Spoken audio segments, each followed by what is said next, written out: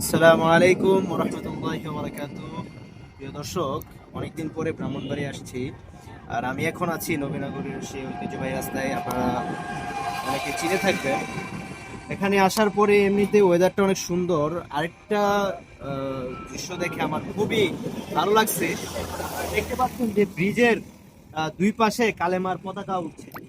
ঠিক আছে, এগুলা এমনিতেই আজকের ওয়েদারটা, আকাশ মেঘাচ্ছন্ন হয়ে আছে এবং আপনারা দেখছেন চারিপাশে পানি। এবং সবচেয়ে সুন্দর, মানে সবকিছুর মধ্যে সৌন্দর্যটা যে ফুটিয়ে উঠছে সেটা হচ্ছে এই যে কালেমার পতাকা।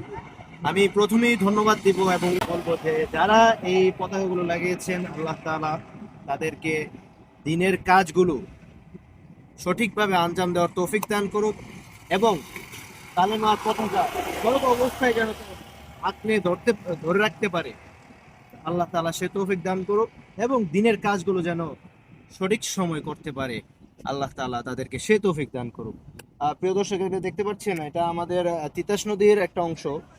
খুবই চমৎকার। যদিও আমরা একটু বিকালের আগ সময় আসছি, এখানে রোদ্রটা একটু বেশি, তারপরেও মানে এত সুন্দর লাগতেছে।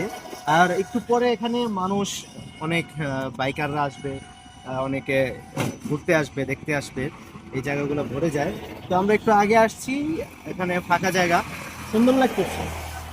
তো আমাদের ব্রাহ্মণবাড়িয়া, আলহামদুলিল্লাহ, আল্লাহ তাআলার অশেষ মেহেরবানি যে এরকম অনেক জায়গা আছে, আপনারা জানেন, একদম সৌন্দর্য, সবুজ শ্যামল প্রাকৃতিক ঘেরা আমাদের এই ব্রাহ্মণবাড়িয়া। আপনারা আসতে পারেন, এসে এখানে ঘুরে যেতে পারেন, আমাদের তিতাস নদী ভ্রমণ করতে পারেন এবং ব্রাহ্মণবাড়িয়ার বিভিন্ন অঞ্চল, বিভিন্ন গ্রাম, সৌন্দর্যময় গ্রামগুলো আপনারা ঘুরে ঘুরে দেখতে পারেন।